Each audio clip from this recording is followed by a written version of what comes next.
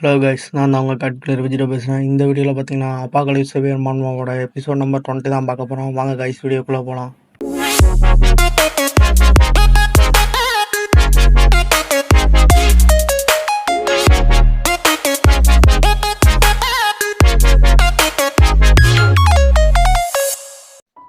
Last சாப்டரில் பார்த்தீங்கன்னா hero அந்த மொக்கமண்டை ஜாம்பியை போட்டு சொல்லியிருப்பான். ஆனால் அதுக்குள்ளே வந்து எவாலுவேஷன் மெட்டீரியல்லாம் எடுத்திருப்பான். ஆனால் பார்த்தீங்கன்னா அதெல்லாம் டூப்ளிகேட் பண்ண முடிஞ்சிருக்காது. அப்படியே சாப்டர் 44 வந்தால் நம்ம சாயுட்ட நம்ம ஹீரோ லெவல் சர்பாசனை பற்றி சொல்லியிருப்பான். நம்ம சாயுவும் லெவல் சர்பாசனா என்னென்னா இதுக்கு முன்னாடி அப்படி கேள்விப்பட்டதே இல்லையே அப்படின்னு சொல்லிட்டு அவளும் கேட்க, அப்போ பார்த்தீங்கன்னா நம்ம ஹீரோவும் ஆமாம் லெவல் சர்பாசன் அப்படிங்கிறது ஒன்றும் இல்லை, ரெண்டு பீயிங்ஸ் கடையில் இருக்க ஒரு ஸ்ட்ரென்த் அண்ட் பவர் டிஃப்ரெண்ட் மாதிரி தான்.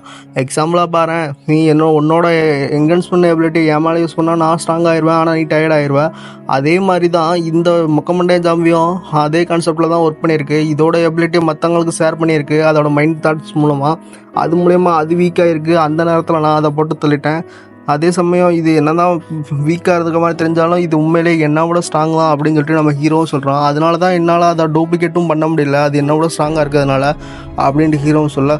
ஸோ இப்போ தான் கைஸ் இது புரியுது. லெவல் சர்பாசன் அப்படிங்கிறது பார்த்திங்கன்னா அவனோட டூப்ளிகேட் எபிலிட்டியை ஏன் அந்த மெட்டீரியல் மேலே யூஸ் பண்ண முடியலங்கிறத பற்றி சொல்கிறான். அதாவது அந்த மெட்டீரியல் அவனோட ஸ்ட்ராங்காக இருக்குது. அதோட அந்த ஒரிஜினல் பீயிங் இருக்குது பார்த்திங்களா, அந்த மெட்டீரியலுக்கு சொந்தமான ஒரிஜினல் பீயிங் அது வந்து நம்ம ஹீரோவோட ஸ்ட்ராங்காக இருந்திருக்கு.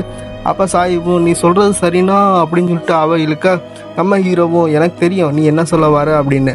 ஆமாம், கண்டிப்பாக அந்த மொக்கமண்டே ஜாம்பி என்னோட ஸ்ட்ராங் தான், நான் நினைக்கிறத விட ரொம்ப ஸ்ட்ராங்காக. அதோட ஆளுக்கு ஒரு யூனிக் எபிலிட்டி இருந்துச்சு. ஆனால் அதனால் இது என்னோட அது டெவலப் ஆகும் அப்படிங்கிறதுக்கு அர்த்தம் கிடையாது. ஏன் அப்படி பார்த்தா அது கூட 2 ஜாம்பிஸ் தான் அதில் வச்சுக்கிட முடிஞ்சு. அதுதான் அதுக்கு வீக்னஸாகவும் மாறிடுச்சு. அது ஒன்று பார்த்திங்கன்னா ஃபயர், இன்னொன்று பார்த்திங்கன்னா அந்த ஐஸ் ஜாம்பி. ஆனால் இந்த 2 ஜாம்பிஸும் அதுங்க வச்சுக்கிறதுக்கு முக்கியமான காரணம் என்ன பார்த்திங்கன்னா அதுங்களோட அறியாமல் தான். அதாவது அதுங்க ரெண்டும் ஆல்ரெடி சண்டை போட்டுட்ருக்கோம். அந்த நேரத்தில் போயிட்டு தான் இதுங்க கண்டிப்பாக கண்ட்ரோலில் எடுத்துருக்கணும் அப்படின்னு சொல்லிட்டு நம்ம ஹீரோவும் சொல்ல. அதுக்கப்புறம் பார்த்திங்கன்னா இதை பார்த்திங்கன்னா இந்த எவாலுவேஷன் மெட்டீரியல் டூப்ளிகேட் பண்ண முடிஞ்சிருக்காது இல்லையா, நம்ம ஹீரோ பார்த்திங்கன்னா டூப்ளிகேட் பண்ணிடுறான். எப்பட்றா அப்படின்னு பார்த்திங்க அப்படின்னா ஹீரோவோட கரண்ட் செட் ஆல்ரெடி வீக்காக தான் இருந்திருக்கும். பட் அது சாயோட என்கன்ஸ்மெண்ட் எபிலிட்டி யூஸ் பண்ணுறதுக்கு முன்னாடி. ஆனால் சாயோட என்கன்ஸ்மெண்ட் எபிலிட்டி யூஸ் பண்ணால் அவங்களுக்கே தெரியும்ல அது என்ன ஆகும் அப்படின்னு சொல்லிட்டு. ஆமாம், அவன் 2 மடங்கு ஸ்ட்ராங் ஆகிடான். அதனால பார்த்தீங்கன்னா அதை டூப்ளிகேட்டும் பண்ண முடிஞ்சிருக்கு. அது டூப்ளிகேட் பண்ணக்கப்புறம் என்ன ஆகும், அதுக்கப்புறம் 2 பேரும் ஆளுக்கு ஒன்று அடிச்சு சாப்பிட ஆரம்பிச்சிட்டாங்க. 2 பேரும் அதை சாப்பிட போகும்போது ஹீரோவும் எனக்கு என்ன பவர் கிடைக்கும் தெரியல அப்படின்னு சொல்லிட்டு அதை சாப்பிட்றான். சாப்பிட்டக்கப்புறம் எப்பவும் போல் வழக்கமாக கத்துற மாதிரி தான் கத்துறான். அப்போ பார்த்தீங்கன்னா அந்த சாயம் இதை பார்த்துட்டு யார் சாமி இவனை ஏதாச்சும் பைத்தியக்கார ஹாஸ்பிட்டலில் போய் படிச்சு போடுங்களா, பைத்தியமாய்வன் அப்படிங்கிற மாதிரி அவள் பார்க்குறா. அப்போ ஹீரோவும் எனக்குள்ளே பவர் உணர முடியுது, எனக்குள்ளே பவர் க்ரோ ஆகுது, அதை கண்டிப்பாக என்னால் உணர முடியுது. இப்போ எனக்கு பவர் 15லேருந்து 16 மடங்கு நார்மல் இவனோட ஸ்ட்ராங் ஆகிட்டேன் அப்படின்னு அவன் சொல்ல. அப்போ சாமி இதை பார்த்துட்டு ஏன்டா எப்போ பாரு எவாலுவேஷன் மெட்டீரியல் சாப்பிட்டதுக்கப்புறம் நீ இந்த மாதிரி தான் கத்துற, இதுக்கேண்டா இவ்வளோ சீன் போடுற, இது ஒரு சாதாரண எவாலுவேஷன் மெட்டீரியல் தானே அப்படின்னு அவ கேட்க. அவள் ஹீரோவும் சாயிட்ட அப்படிலாம் சொல்லக்கூடாது, வாயில் போடு, உனக்கு எதுவும் தெரியல, உனக்கு சாப்பிட்டதுக்கப்புறம் எதுவுமே ஃபீல் ஆகலை அப்படின்னு ஹீரோவும் சொல்ல. அதுக்கப்புறம் சாயிவும் ஆமாம்மா நான் முன்னே இருந்தோட ஸ்ட்ராங் ஆகிட்டேங்கிறத என்னால் உணர முடியுது. 12லேருந்து 13 டைம் நார்மல் இவங்களோட ஸ்ட்ராங் ஆகிட்டேன். இது கண்டிப்பாக என்னோடய பவருக்கு பெரிய புதுசாக தான் இருக்குது அப்படின்னு சொல்ல. அதுக்கப்புறம் இதுக்கும் நீ கத்துறதுக்கும் என்னடா சம்மந்தம் இருக்குது அப்படிங்கிற மாதிரி அவள் கேட்க. அப்போ ஹீரோவும் என்னடா இது எனக்கு மட்டும்தான் அப்போ இது சாப்பிடும்போது வலியை உணர முடியுதா, அப்போ இவளால் உணர முடியலையோ அப்படின்னு சொல்லிட்டு அவட்ட. அப்போ உனக்கு இது வலியை உணர முடியலையா, நான் சாப்பிடும்போது எனக்கு வலிக்கு அதனால தான் கத்துறேன் அப்படின்னு அவனும் சொல்ல. அதுக்கு தான்டா அண்ணா உன்னை கம்ப்ளைண்ட் பண்ணுறேன் வெண்ணா அண்ணா அப்படின்னு சொல்லிட்டு அவளும் சொல்ல. அப்படியே பார்த்தீங்கன்னா அங்கேருந்து கிளம்பியிருப்பாங்க. கிளம்பி நடந்து போயிட்டு இருக்கும்போது ஹீரோவும் இன்றைக்கி அறுவடை நல்லா இருந்துருக்கு, முன்னேறதை விட நம்ம இப்போ டெய்லியும் ஸ்ட்ராங் ஆகிட்டே போகிறோம்ப்பா அப்படின்னு ஹீரோவும் சொல்ல. ஓல்டு மேனுக்கும் பார்த்தா மெட்டீரியல் ரெடி பண்ணியாச்சு. இனிமேல் என்ன அவருக்கு சாப்பிட கொடுத்ததுக்கப்புறம் அவரும் பழைய ஸ்ட்ரென்த்தை திருப்பி கொண்டு வந்துடுவார். அதுக்கப்புறம் நான் அவர்கிட்ட கிட்ட இல்லாமல் பார்த்தீங்கன்னா மார்ஷல் ஆர்ட்டும் கற்றுக்கலாம் அப்படின்னு சொல்லிட்டு ஹீரோ சொல்கிறான்.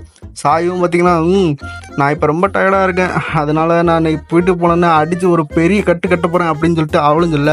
அப்போ ஹீரோ பார்த்தீங்கன்னா அட இங்கே பாரு ஊரில் அப்பாகலிப்ஸ் ஆகி எல்லோரும் சவருக்கு வழி இல்லாமல் அப்படியே செத்துக்கிட்டு இருக்காங்க, சோத்துக்கு திண்டாடிக்கிட்டு இருக்கானுங்க, இந்த சோத்து முட்டைக்கு சாப்பிட்டு இவங்க குண்டாகிக்கிட்டு இருக்கா அப்படின்னு சொல்லிட்டு ஹீரோ பங்கமாக கலாய்ச்சி விட்டுறேன். அவளுக்கு பார்த்தீங்கன்னா சரியான கோபம், மூஞ்சி அப்படி கோவத்தில் சவந்து போயிடுது, எரிமலை எப்படி பொறுக்கும் அப்படிங்கிற மணிக்கு. அப்போ சாயிவும் டேய் நீ தாண்டா கொண்டு போய் யாரை பார்த்து சோத்து முட்டை சொன்னா அப்படின்னு சொல்லிட்டு ஓங்கி ஒரு பஞ்சு விடுறான் நம்ம ஹீரோவுக்கு. ஹீரோவும் பார்த்தீங்கன்னா டங்கு வர அந்த போது அவனும் பேச்சு முச்சலாமல் ஆகி போயிடுறான். அடேங்கப்பா சாயோ நீ இந்த மாதிரியாமா பண்ணுவ, நீ எந்த அளவுக்கு ஸ்ட்ராங்குன்னு உனக்கு தெரியாதா, இப்போ நார்மல் இவனோட 30 டைம்ஸ் ஸ்ட்ராங் ஆகிட்ட, இந்த மாதிரி நிலமையில அண்ணனை தாக்கலாமா, நீ அண்ணனால் வழி தாங்க முடியல அப்படின்னு அவன் சொல்ல. அப்போ சாயிவும் பிரதர் இங்கே ஏதோ சரியில்லாத மாதிரி எனக்கு தோணுது அப்படின்னு சொல்லிட்டு அவன் சொல்கிறா. அப்போ நம்ம ஹீரோவும் ஆமாம் எனக்கும் ஏதோ பிளட் ஸ்மால் வர மாதிரி இருக்கா அப்படின்னு சொல்லிட்டு அவனும் பிளட் ஸ்மால் நோட் நோட்டீஸ் பண்ணேன். அப்படியே பார்த்தீங்கன்னா 2 பேரும் கொஞ்சம் முன்னாடி போய் பார்க்குறாங்க. முன்னாடி போய் பார்த்தா அங்கே ஜோம்பி எதுவும் அட்டாக் ஆகிருக்கக்கூடாது, ஜோம்பி அட்டாக் எதுவும் நடந்திருக்கக்கூடாது அப்படின்னு சொல்லிட்டு அவங்களும் நினச்சிட்டு அப்படியே உள்ளே போய் பார்க்குறாங்க வேர் ஹவுஸ்குள்ளே. அங்கே போய் பார்த்தா அவங்களுக்கு சரியான சாக்கு, என்ன நடக்குன்னு ஒன்றுமே புரியலை. ஏன் அப்படின்னு பார்த்தீங்கன்னா அந்த வேர் ஹவுஸில் இருந்தவங்க எல்லாருமே பார்த்தீங்கன்னா மூளைக்கு மூளை செத்து கிடக்குறாங்க. இதெல்லாம் பார்த்துட்டு அவங்களுக்கு அப்படியே பேச்சு மூச்சம் இல்லாமல் ஆயிரி அதிர்ச்சியில் நிற்கிறாங்க.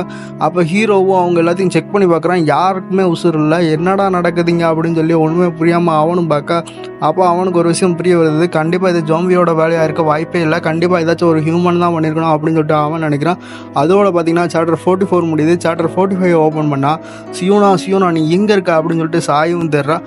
அப்போ ஹீரோவும் அவ பாடியும் அங்கிள் லூ பாடியும் அப்புறம் ஓல்டு மேன் பாடியும் இங்கே இல்லை அப்படின்னு சொல்லிட்டு சாயுட்ட சொல்ல, சாயும் கதறி அழுகிறா. அங்கே எல்லாருக்கும் என்னதான் ஆச்சு, டிஃபென்ஸ்லெஸ்ஸாக இருந்தால் அவங்கள போய் கொள்றதுக்கு யாருக்கு தான் மனசு வந்திருக்கும், அவங்களாம் மனசாட்சி இல்லாத மான்ஸ்டரா, அப்படி என்ன அவங்களுக்கு அவ்வளோ கோவம் அப்படின்னு சொல்லிட்டு அவளும் ரொம்ப ஃபீல் பண்ண.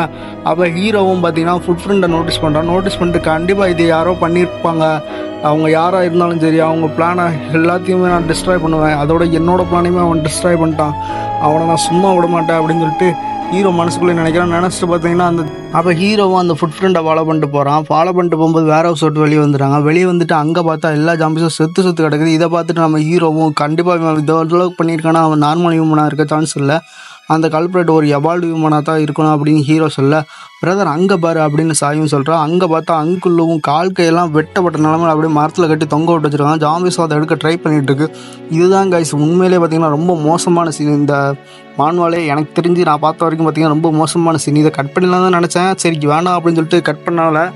இது பார்த்தீங்கன்னா இதை பற்றி நீங்கள் என்ன நினைக்கிறீங்க அப்படிங்க மறக்காம கமெண்ட் செக்ஷனில் கமெண்ட் பண்ணிட்டு போங்க. ஒருத்தவங்க சாகிற நிலமையில் இருக்காங்க, அந்த நிலமையில அவங்கள இந்த அளவுக்கு சித்திரவதை பண்ணியிருக்காங்கன்னா அவன் எந்த அளவுக்கு மோசமாக இருப்பான் அப்படின்னு சொல்லிட்டு நீங்கள் நினைக்கிறீங்க அப்படின்னு சொல்லிட்டு மறக்காம கமெண்ட் செக்ஷனில் கமெண்ட் பண்ணிட்டு போங்க.